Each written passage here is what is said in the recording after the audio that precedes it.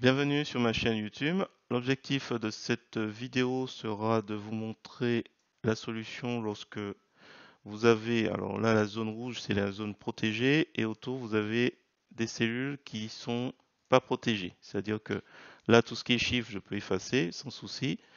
Là la zone rouge, j'ai beau appuyer sur sup, il s'efface pas. Donc l'idée de cette vidéo c'est de vous montrer, déjà vous rappeler les cellules protégé, non protégé, comment on procède et comment on procède pour effacer lorsque vous avez juste besoin d'effacer par exemple là les chiffres qui sont dans des cellules blanches et qui sont effaçables en temps normal mais individuellement. Voilà, enfin individuellement. Vous pouvez sélectionner tous les éléments.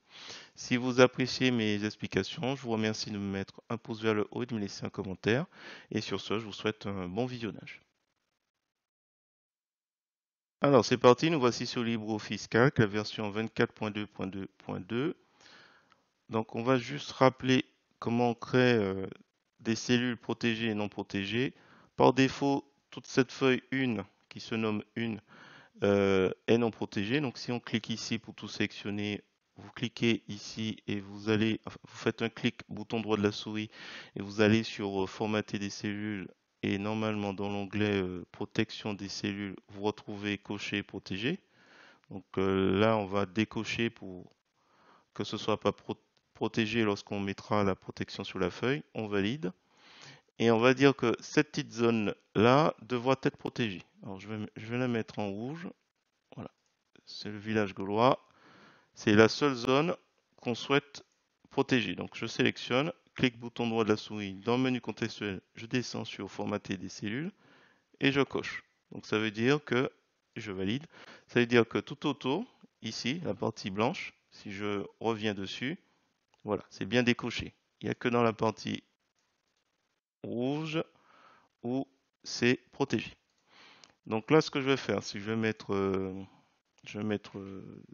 des lettres. On va mettre des lettres ici dans la partie zone protégée. Et je vais mettre des chiffres. Alors, je mets n'importe quoi tout autour. Et l'idée, c'est de vous montrer en fait comment on peut effacer uniquement les éléments protégés.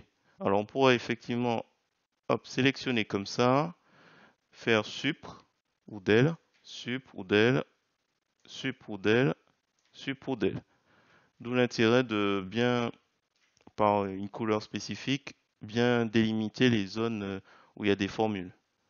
Ça peut être une solution, soit par des styles. Alors, si vous allez par là sur I, par des styles, vous pourriez délimiter des, des cellules spécifiques pour bien délimiter en fait ces éléments. Alors, si je sélectionne tout ça et que j'essaie de supprimer, il supprime tout. Pourquoi? Parce que j'ai pas encore protégé la cellule. Donc pour que ce soit actif, pour que uniquement la zone rouge soit protégée, alors, je fais ici un clic bouton droit de la souris sur l'onglet, je vais protéger la feuille. Là, je mets pas de mot de passe par défaut pour éviter un oubli.